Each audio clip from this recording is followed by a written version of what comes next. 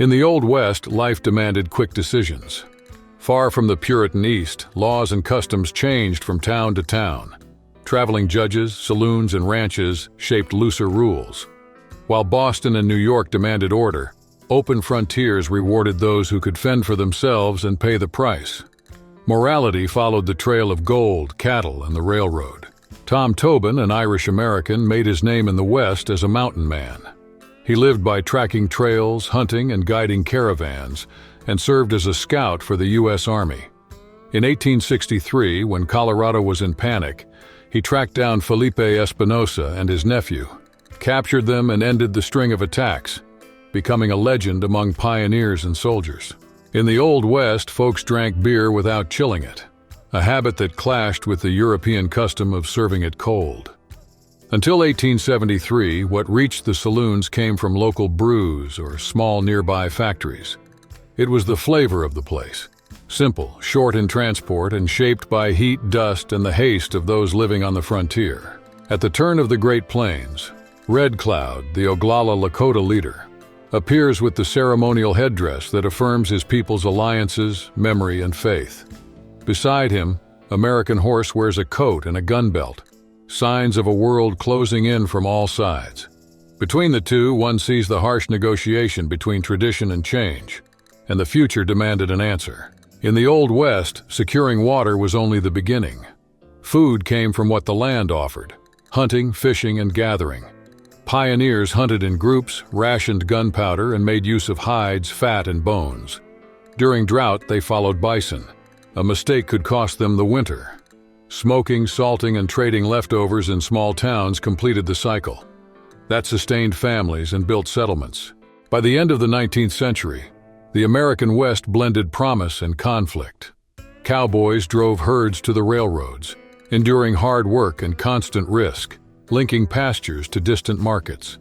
As fences and cities expanded, businesses grew and cultures clashed, transforming the region and fueling an increasingly global economy. Since the earliest records, people have sought cures in bottles.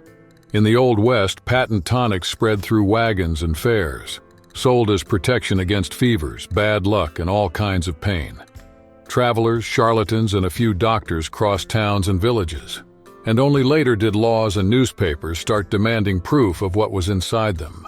Before becoming American territory, the West already suffered from a lack of water.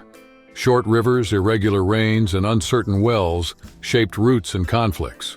At the same time, digging canals, dividing creeks, and scheduling turns of use built bonds. Neighbors became partners in keeping life flowing. From that came local rules on who drew water and when. In the mid-19th century, the discovery of gold in California sparked a mass migration. Miners, merchants, and adventurers crowded towns and roads. Between shifts in riverbeds, the poker table became a meeting place. Cards and bets drove business and destiny. In saloons, victories decided routes and debts. James Deacon Miller wore a suit, went to church, and spoke softly. In Texas and the Oklahoma Territory, he earned a reputation as a decent neighbor. Behind that image, he closed death contracts and vanished into the night. When the reckoning came, few connected the banker to the hired gun. He only fell in 1909 when he was caught after a deal and the town struck back. In 1848, at Sutter's Mill, the news of gold spread across the country. Trails filled up, ships departed, and towns sprang up overnight. Commerce grew, makeshift laws appeared, and clashes with native peoples followed. Few got rich, many stayed behind. The rush redrew the map of the West and hastened California's entry into the Union in 1850. In the Old West, the barber cut hair, yes, but also stitched wounds, pulled teeth, and mixed medicines behind the counter. It came from a time when doctors were rare and medical school was a luxury. The town trusted him because he was there when pain struck and blood ran. Between scissors and basins, he became a surgeon out of necessity. In the 19th century American West, cowboys crossed plains for months and ate what fit in the saddle. The menu was short and built to last.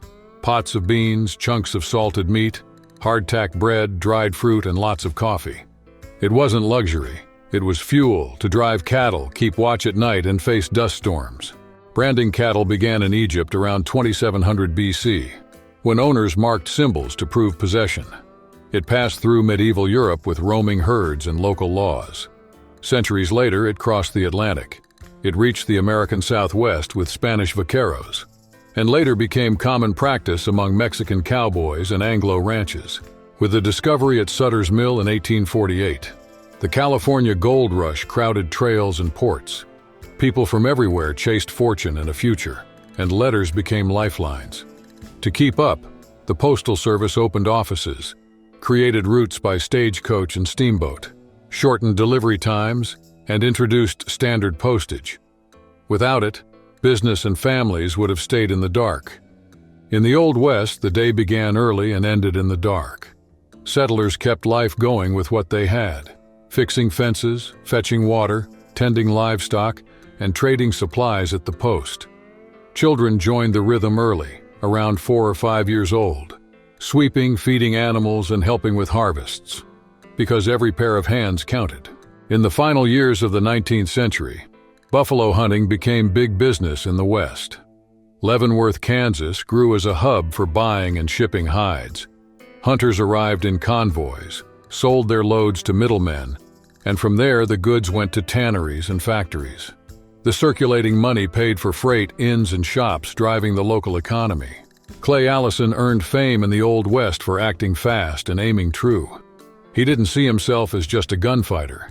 He claimed to be a real shooter, trained to hit on the first try. In duels, patrols, or saloon brawls, his six-shooter set the pace. His legend grew less from boasting and more from how many people feared crossing his path.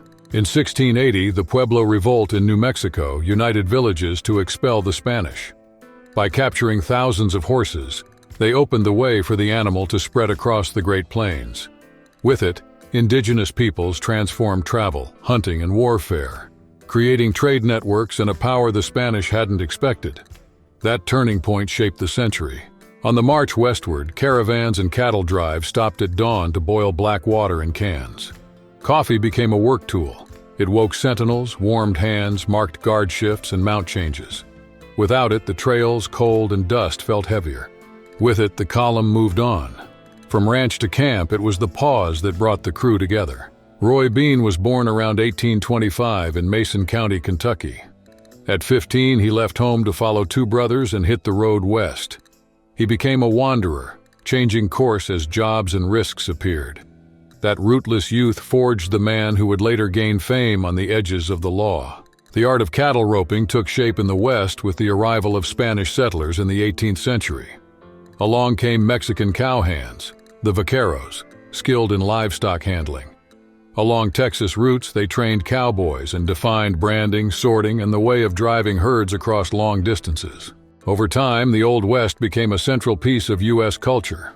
Books and films shaped a shared memory. Cowboys, railroads, gold rushes, and land fights, while indigenous lives and the work of women, black people, and Latinos nearly vanished. Between myth and history, that past still defines courage and frontier. Anna Emmeline McDoulet, known as Cattle Annie, became famous in the Oklahoma Territory alongside Jenny Stevens, or Little Britches. Teenagers, they followed gangs, carried messages, helped in escapes, and joined ever bolder robberies. With the law on their trail and partners falling, one question remained: how far would they go? Until 1858, the area that would become Denver, Colorado, had few people and no reason to build railways.